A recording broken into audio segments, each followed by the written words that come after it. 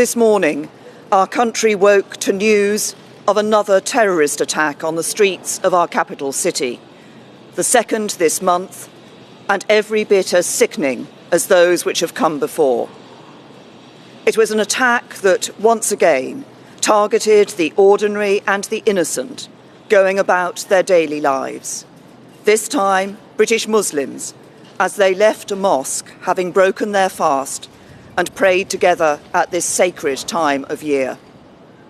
Today we come together, as we have done before, to condemn this act and to state once again that hatred and evil of this kind will never succeed. The Government's Emergency Committee COBRA has just met, and I can set out what we know about what happened and the steps that we are taking to respond. Just after 20 past midnight, the Metropolitan Police received reports that a van had been driven into a crowd of people on Seven Sisters Road in Finsbury Park. Officers were in the immediate vicinity as the attack unfolded and responded within 1 minute. Police declared it a terrorist incident within 8 minutes. One man was pronounced dead at the scene. 8 injured were taken to 3 separate hospitals, while 2 were treated at the scene for more minor injuries. The driver of the van, a white man aged 48, was bravely detained by members of the public at the scene and then arrested by police. The early assessment by the police is that the attacker acted alone. Our thoughts and prayers this morning are with the family and friends of the man who died and those who were injured.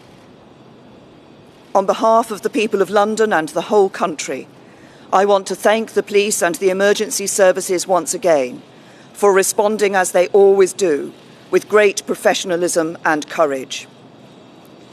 Extra police resources have already been deployed to reassure communities, and the police will continue to assess the security needs of mosques and provide any additional resources needed, especially during this final week before Eid al-Fitr, a particularly important time for the whole Muslim community.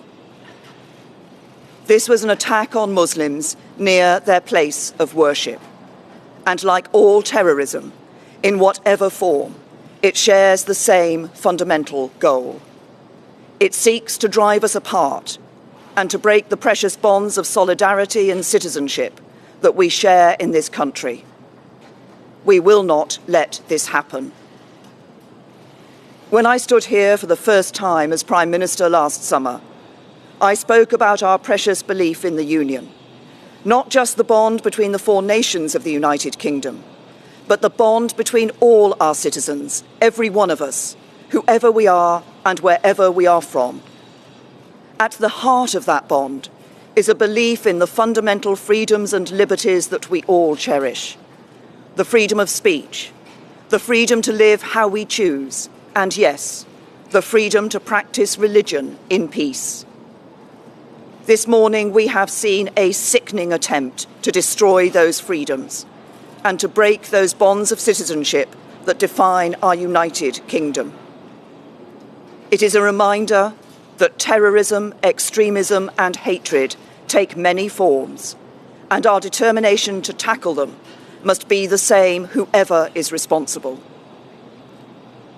As I said here 2 weeks ago, there has been far too much tolerance of extremism in our country over many years, and that means extremism of any kind, including Islamophobia.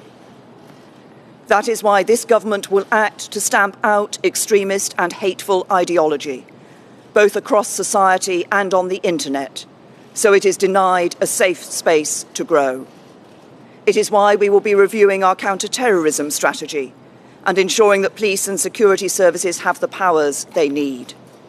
And it is why we will establish a new Commission for Countering Extremism as a statutory body to help fight hatred and extremism in the same way as we have fought racism. Because this extremism is every bit as insidious and destructive to our values and our way of life, and we will stop at nothing to defeat it.